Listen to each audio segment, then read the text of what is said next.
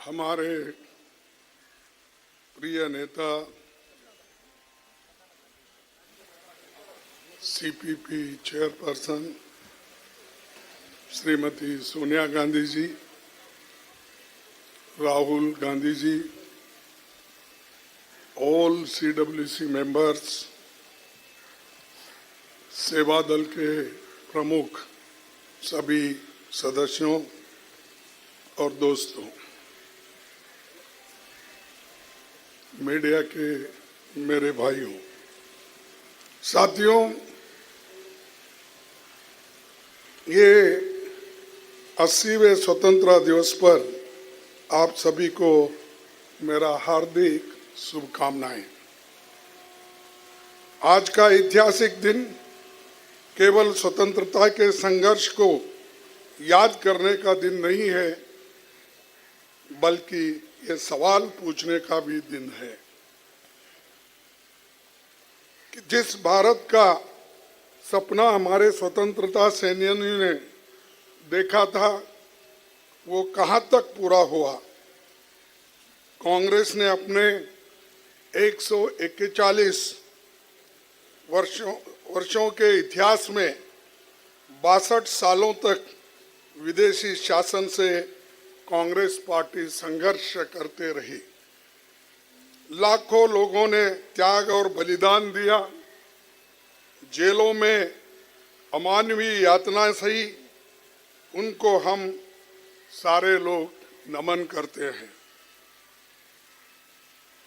साथियों, जब महात्मा गांधी जी ने करो या मरो का नारा दिया और सारे बड़े नेता जेलों में थे, तब देश के नौजवानों ने भारत छोड़ो आंदोलन को आगे बढ़ाया।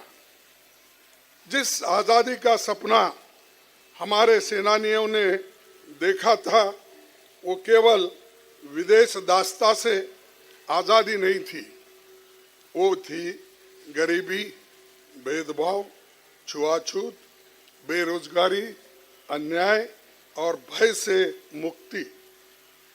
आज़ादी के बाद इन्हीं नौजवानों ने राष्ट्र निर्माण में भी एक एक ईंट रखने का काम किया। यही उस पीढ़ी की सोच थी। आज़ादी केवल सत्ता परिवर्तन नहीं, बल्कि हर भारतीय के जीवन को बेहतर बनाने का संकल्प था। साथियों, कांग्रेस के हर प्रधानमंत्री ने इसी सोच को आगे बढ़ाया और नेहरू जी ने आधुनिक लोकतांत्रिक और सेक्युलर भारत की नींव रखी और IITs, IIMs, public sector units जैसी इंस्टीट्यूशन तथा बुनियादी ढांचे का निर्माण उन्होंने किया।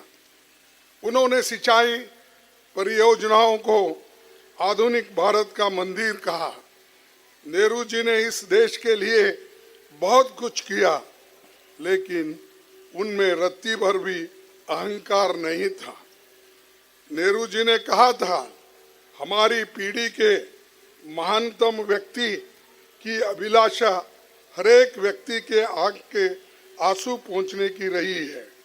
हो सकता है कि हम इतना कुछ न कर पाए, लेकिन जब तक लोगों की आंखों में आंसू है और वे पीड़ित है, तब तक हमारा काम पूरा नहीं होगा।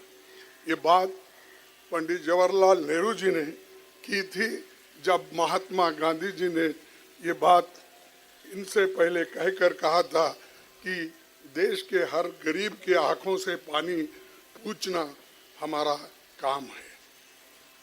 और शास्त्री जी ने ग्रीन रेवोल्यूशन और व्हाइट रेवोल्यूशन की नींव मजबूत की। इंदिरा जी ने भारत की मिलिट्री और स्ट्रैटेजिक कैपेबिलिटीज को मजबूत किया।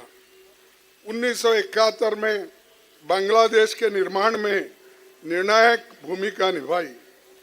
बैंकिंग को गांव में तक पहुंचाया और 10 पॉइंट प्रोग्राम, 20 पॉइंट प्रोग्राम ये गरीबों के लिए उन्होंने दिया और जिसका फायदा सारे देश के गरीब जनता को हुआ। सिक्किम का इंडिया में इंटीग्रेशन किया, ये बहुत बड़ा अचीवमेंट है। गोवा को भी हमने शामिल कर लिया। ये सारी चीजें कांग्रेस पार्टी के हैं और कांग्रेस पार्टी के नेताओं ने किया है। लेकिन आज चंद लाल किले पे ठहर के बात करते हैं कि सब कुछ उन्होंने ही किया, तो गनीमत है ये दुनिया भी मैंने बनाया ऐसा नहीं बोले। नहीं तो अगर कोई उनको सलाह देता, लिख के देता, तो निश्चित रूप से वो भी कहते थे।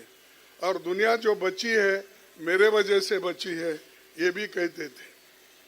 दोस्तों, राजीव गांधी जी ने नॉर्थ ईस्ट और पंजाब में शांति की पहल की, आईटी रेवोल्यूशन की नींव रखी और डिफेंस कैपेबिलिटीज को मजबूत किया, जिसका लाभ बाद में कारगिल युद्ध में भी मिला।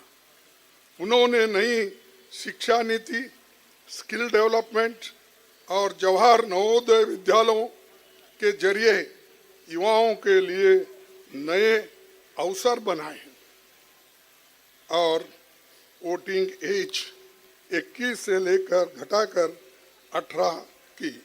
वे चाहते थे कि भारत का नौजवान 21वीं सदी में दुनिया के सामने सीना तान कर खड़ा हो। नरसिंह राव ने भी ग्लोबलाइजेशन के जरिए इंडिया की दुनिया के लिए खोला और उसे एक प्रमुख इन्वेस्टमेंट डेस्टिनेशन बनाने की दिशा में हम आगे बढ़े। मनमोहन सिंह जी की जो हमारे इकोनॉमिस्ट थे और इकोनॉमिक ग्रोथ के साथ डेवलपमेंट को ह्यूमन फेस दिया। मनरेगा, right to education, RTI, forest rights act और नेशनल फूड सिक्योरिटी एक्ट के जरिए गरीब, मजदूर, किसान और कमजोर वर्गों के अधिकारों को मजबूत किया। ये सारा क्रेडिट हमारे सीपीपी नेता श्रीमती सोनिया गांधी जी को जाता है, जिसने पूरी मेहनत करके एक टीम बनाकर उस टीम को पॉलिसी बनाने के लिए कह के ये सारी चीजें जो आज बुनियादी हक के रूप में हमको मिले हैं, गरीबों को मिले हैं, ये इनकी देन है। तो ये हम भूलना नहीं चाहिए। ऐसा एक काम भी आज के सरकार ने नहीं किया। आज के सरकार ने कोई राइट टू, किसी को हक नहीं दिया। खाने का हक हमने दिया, शिक्षण का हक हमने दिया, काम करने का हक हमने दिया, ये सारी चीजें हमने की। लेकिन फिर भी चंद लोगों को आदत है कि जो नहीं किए वो भी मैं किया, ऐसा बोलने का आदत है।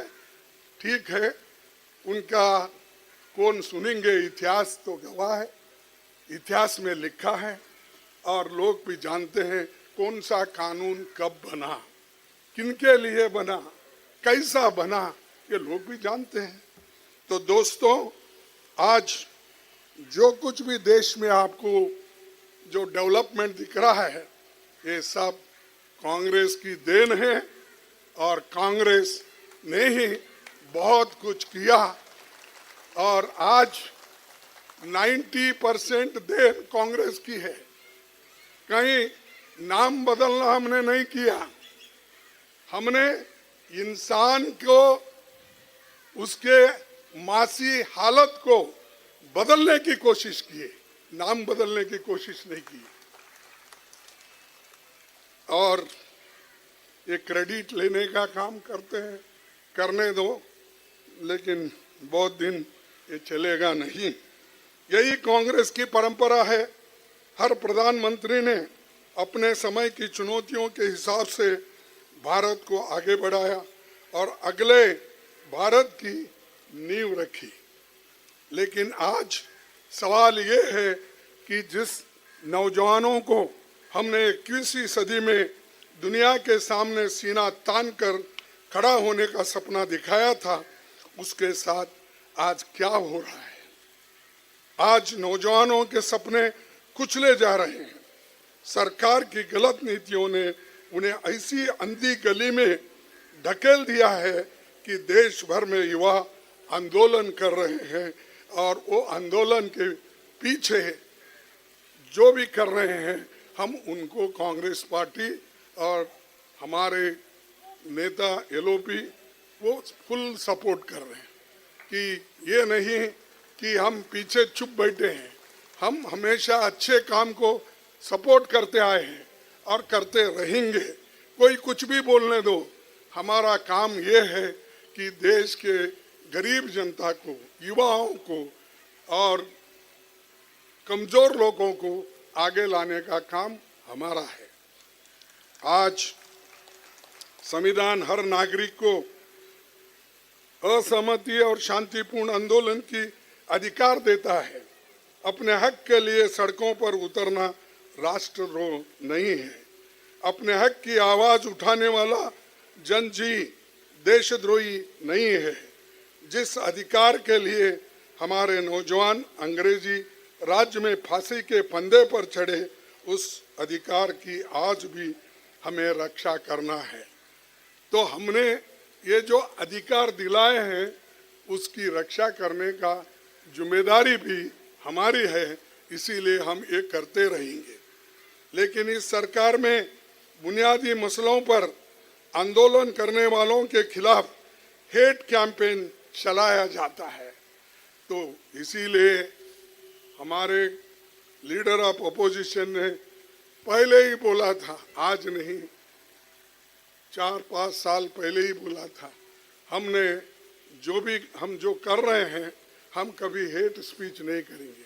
हम सबको गले लगा लेंगे और हम जो मोहब्बत की दुकान लगाएंगे, ये हमारा है।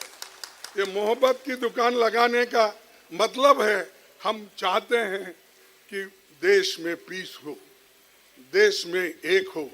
जब शांति रहती है, जब पीस रहता है, उसी वक्त प्रॉस्पेरिटी भी आती है। अगर प्रॉस्पेरिटी आना है, हमको सब मिलके काम करना है। लेकिन इसको डिस्टर्ब करने वाले बीजेपी, आरएसएस और आज की सरकार इसको डिस्टर्ब करना चाहती है और हर आदमी को हेट यानी द्वेष करके उनको दूर रखा जा रहा है।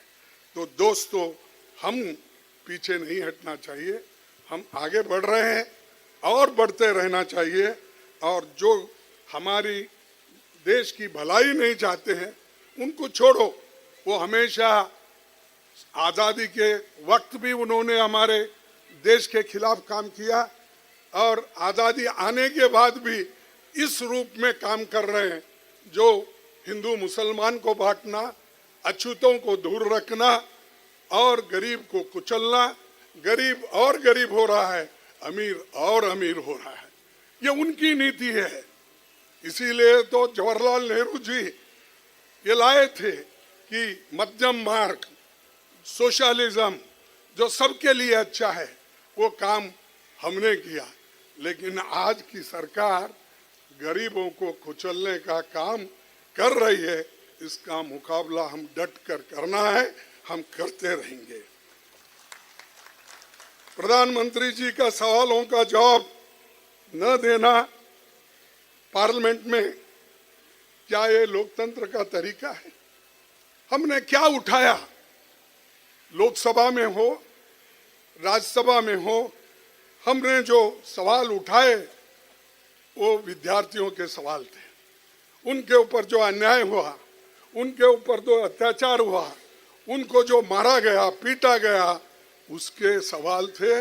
उन सवालों का जवाब हमारे ये लोग साहब मांग रहे थे, हम भी मांग रहे थे। लेकिन उस बहस से वो भाग रहे थे, वो अंदर ही नहीं आ सके। ना होम मिनिस्टर अंदर आ सके, ना प्राइम मिनिस्टर अंदर आकर अपने कमरे में छुप के बैठकर सुन रहे थे। मुझे बहुत ताज्जुब हुआ जब होम मिनिस्टर ने एक बयान दिया बाहर क्या बयान दिया।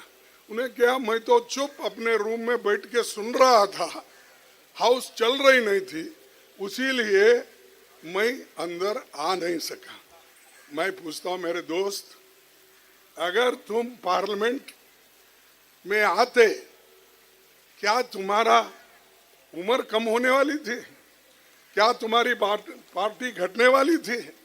अरे रूम में बैठ के सुनते हैं। जनता ने तो तुमको गवर्नमेंट करने के लिए, गवर्नेंस करने के लिए भेजा है, रूम में बैठने के लिए नहीं। तो ये मेरे को भाषण करने का अवसर नहीं मिला। अवसर कैसा मिलता? घर में बैठ के, रूम में बैठ के। आओ पार्लियामेंट में आकर अपने विचार को रखो, हम भी उसका मुकाबला करेंगे। लेकिन हमेशा ये झूठ बोलने की उनको आदत है। ये एक झूठ उन्होंने बोला। चुनाव आयोग, न्यायपालिका, विश्वविद्यालय, जांच एजेंसियां और मीडिया सरकार के हस्तक्षेप की चपेट में है। इसीलिए जनता का विश्वास डगमगाया है। इसरो, डीआरडीओ जैसी वैज्ञानिक संस्थाओं से बड़े वैज्ञानिकों और विशेषज्ञों को रेसिग्नेशन भी देना पड़ रहा है। और मैं आपको कहता हूं कि कईयों हमारे साइंटिस्ट इसरो, डीआरडीओ छोड़ के भाग रहे, क्योंकि इनकी दबाव ऐसी है, अपने लोगों को भरना चाहते हैं, आरएसएस के लोगों को भरना चाहते हैं, और जो आइडियोलॉजी उनकी है उस माइंडसेट के लोगों को वो भरना चाहते हैं। तो इसीलिए दोस्तों, जिससे महत्वपूर्ण डिफेंस स्पेस प्रोजेक्ट, ये सब हमारे हैं, हमने किया है, नेहरू जी ने किया है। और साइंस एंड टेक्नोलॉजी को अगर किसी ने सबसे ज्यादा बजट रखा है, वो पंडित जवाहरलाल नेहरू जी ने रखा।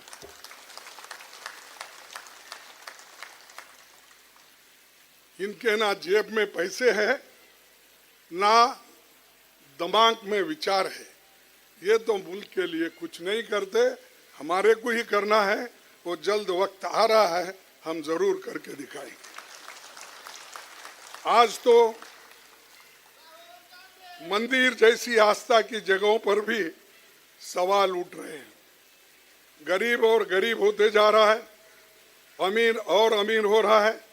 फिर भी गरीब आदमी अपनी छोटी सी कमाई में से 50 रुपए निकालकर मंदिर में श्रद्धा के रूप में दान देता है। राम मंदिर के निर्माण के लिए मोदी जी ने ट्रस्ट बनाया, उसका गठन किया और अपने सबसे भरोसेमंद लोगों को इसकी जिम्मेदारी सौंपी।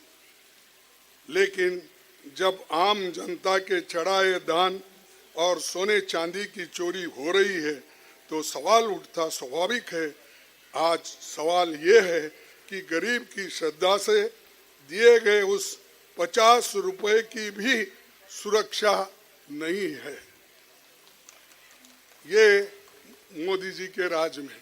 हम उनको टीका नहीं करना चाहते इस आजादी के दिन, लेकिन जो आदमी खुद ट्रस्ट किया, खुद नॉमिनेट किया, खुद झंडा फहराया, खुद उसकी बुनियाद रखी, खुद उसका पूजा करके खुद ही गया, साधु संतों को लेके नहीं गया, खुद ही गया। तो क्योंकि क्रेडिट लेने के लिए, अगर आप सच्ची देशभक्त होते तो इस देश में जो श्रद्धालु लोग हैं, जो राम भक्त हैं, उनको लेकर, उसमें आस्था रखने वाले लोगों को लेकर वो काम कर सकते थे।